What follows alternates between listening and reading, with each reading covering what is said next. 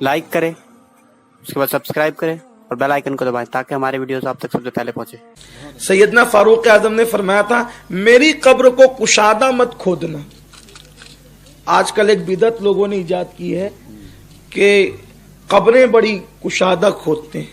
हालांकि अगर अमाल अच्छे हैं तो आप कमरे बराबर भी कब्र खोदे, अगर अमाल अच्छे नहीं है कमरे बराबर भी कब्र खोदे तो वो दबा के फिसलियां भी चकनाचूर कर देगी। और अगर अमाल अच्छे हैं और आपको गटर के किनारे भी किसी ने दफन कर दिया तो वो भी जन्नत के बागों में से एक बाग बन जाएगा। ये सब बिदतें तुम इजाद कर रहे हो और कुदरत के सामने किसी की कुछ चलिए ना चलेगी। तो फारूक आजम ने कहा था, मेरी कब्र जितनी सुन्नत है, हुजूर ने जितना हुक्म दिया उतनी खोदना, उससे ज्यादा नहीं खोदना। क्यों? क्योंकि अगर मेरा अल्लाह मुझसे राजी है तो मेरी कब्र ता हद निगाह कुशादा होगी, और वो नाराज है तो कितनी भी कुशादा खोदिए कुछ होने वाला नहीं है। तो इसलिए कब्रें भी अब जो है वो मैं देख रहा हूं, बल्कि मैं तो ये भी देख रहा हूं कि अब कब्रों में फूल भी बिछाए जा रहे हैं नीचे। ये भी बिदअत है, कब्रों में फूल बिछाए जा रहे हैं और पता नहीं क्या क्या किया जा रहा है, और नीचे तख्ते बिछाए जा रहे हैं।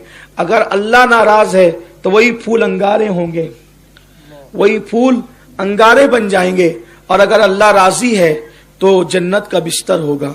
अपनी हठधर्मी कब्र में भी तुम चला रहे हो, अपनी हठधर्मियां तुम अमाल अच्छे करो, कुदरत का वादा है। और फिर तुम मोमिन और ईमान पर दुनिया से गए। यार जिस कब्र में हुजूर आ गए, अब उस कब्र का हाल क्या है, उस कब्र की शान क्या है? वो जन्नत के बागों में से तो बाग है ही है ना। अल्लाह अकबर।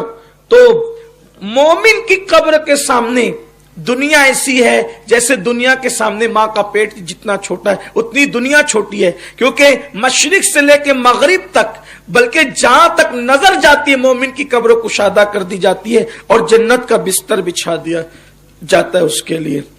यह है मोमिन की कब्र। और सिर्फ वो जन्नत का बिस्तर ही नहीं होता, बल्कि जन्नत के 2 दरवाजे उसकी कब्र में खोल दिए जाते हैं और वो चैन की नींद सोता है वहां पर, और इस इंतजार में सोता है कि क़यामत के दिन उसको उठना है। अब आप सोचते होंगे, या अल्लाह कितना सोएंगे, ये भी तो है ना, कितना सोएंगे।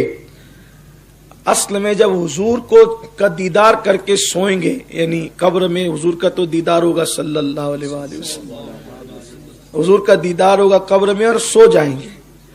तो जब क़यामत के दिन उठेंगे तो पूछने वाला अगर पूछेगा कि कितना सोए कब्र में, तो वो कहेगा कि रात को सोया और सुबह को उठ गया।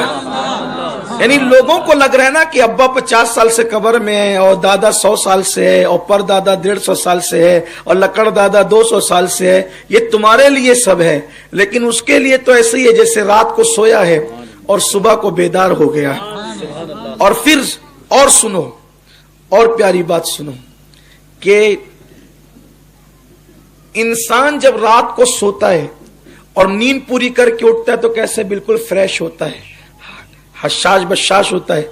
तो जब मोमिन अपनी कब्र से उठेगा तो फ्रेश होकर के उठेगा। अब क्यों उठेगा फ्रेश होकर के? इसलिए कि उसको नबी के दीदार के बाद अब एक और बड़ा दीदार होना, नबी के दीदार के बाद एक बड़ा दीदार होना है, वो है दीदार खुदावंद कुद्दूस।